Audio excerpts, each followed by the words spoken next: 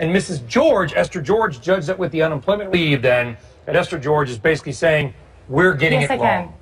She is. She's saying that we are behind the curve. She's saying that the Fed is behind the curve, and I happen to think she's right, but they're way, way behind. And right now the risks have obviously gone up appreciably. I'm not so sure Dudley would have been quite as hawkish as he was this morning had the JOLTS data come out before he had to speak, actually. Because there was what we were all looking for today was some mention of December, some kind of an indication that that calendar could be go time, and they didn't. And here's the risk, Ron and Sana, is that Eric Rosengren specifically noted that if, and I'm paraphrasing here, folks, you got to apologize, like a 20-page document just came out. Basically, I'll paraphrase Mr. Rosengren, if they didn't raise rates now, they're going to have to raise rates a lot faster in the future to contain runaway inflation. Again, paraphrasing. Maybe. And we certainly... That's just his view, though. Yeah, and Danielle and I would probably disagree a little bit on this score insofar as inflation expectations are not running away. And Brian, you talk about the bond vigilantes, and yes, they're driving rates up. Financial conditions are tightening as the dollar firms. Commodities are beginning to come down a bit.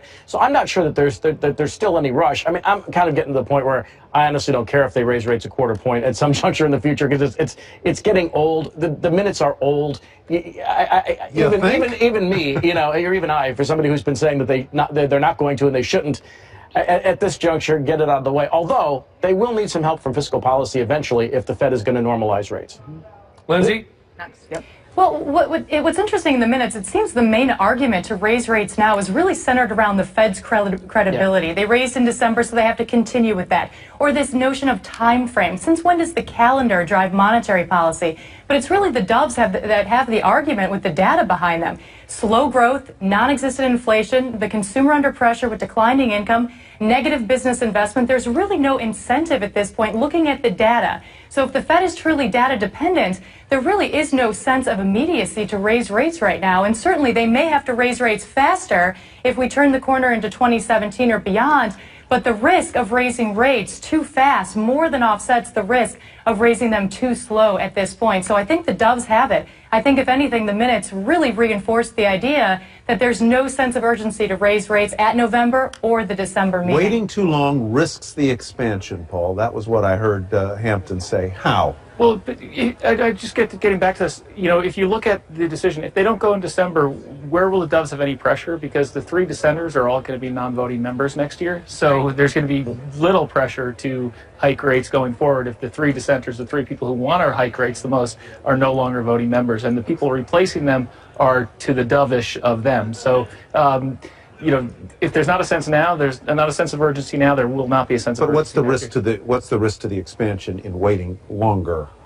Well, in waiting longer, you're going to have an issue. If you wait longer, you have inflation issues. You know, will inflation pick up? But what we're, you know, and that's a Dove's argument, is that there's slack in the jobs market. The JOLTS gave them more ammo today. Although, I mean, there's seasonal adjustments to that, seasonal issues with that JOLTS data. But, you know, it was really interesting, though, that they actually used the word credibility in the minutes. I mean, that was amazing. And I think that kind of speaks to Eric Rosengren and his stance that the cost of waiting too long is going to be another burst of financial instability. And that's where he's had his focus. And the flip side of this is that we're getting split messages now from the bond and stock markets. Yesterday, it looked like the stock market was starting to worry about a Democratic sweep. And what a Democratic sweep means in Washington is potentially higher taxes and even stiffer regulations that would slow the economy. Yesterday's sell-off was because of politics? I think part of Imagine it, yeah. Yeah. And it wasn't the rising dollar, it wasn't rising rates, it wasn't... No. And I think that, and the part that's discordant from that is the fact that rates were going up.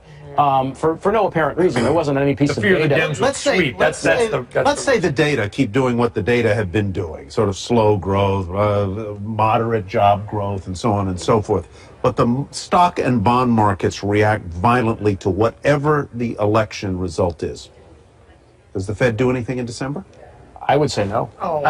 They won't move a hair in December if there's disruption. Yeah. It's not their MO. Why are we just discounting November? Why are we just blowing by? It's a lame duck meeting. Why? And it's a week before the election. Why do you say that? If they want every meeting to be live, then they need to call a press conference. They said every meeting is live. They did. Lindsay Piegza, is there any chance November is on the table? If anything, just to prove a point that they are apolitical.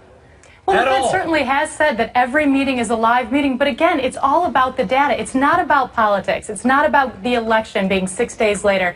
It's not about the outcome of the election or the market's reaction to the election. It's about how the U.S. economy is evolving. And right now, we are seeing subpar growth, declining income, declining gains in employment, declining gains in manufacturing. Inflation is still sluggishly low. So if we're just focused on the data, and the Fed is apolitical, they are not focused on politics, they are focused on the data, there's no reason to raise in November, there's no reason to raise in December.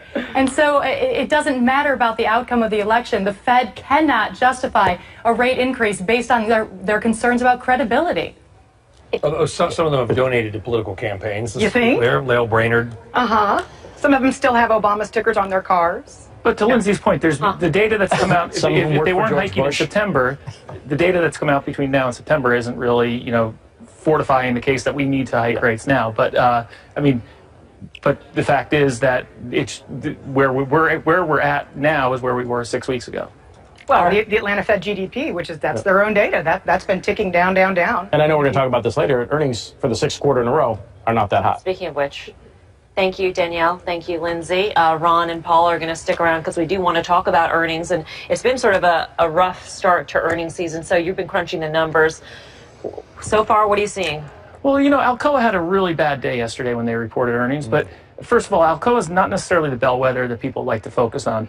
But earnings warnings, the earnings warnings coming into this quarter's earnings season have actually been less than we've seen in prior quarters heading into the 3rd quarter earnings reporting period. Sure, we've had some high-profile names warning, but you always see some high-profile names giving an earnings warning because there's 500 companies in the S&P 500. So some of those are going to warn every year, and they make the headlines. So if you go back every year, we're at one of the lower numbers of negative. I know we warnings. love Alcoa. It's the first one. Does it matter anymore? It doesn't matter. But Honeywell matters. Well, Honeywell matters, and Honeywell rarely warns. And that's what's important. And then you have that backed up by the likes of an Alcoa, by the likes of Dover, by the likes of Fastenal, by the likes of PPG. But those are all industrials.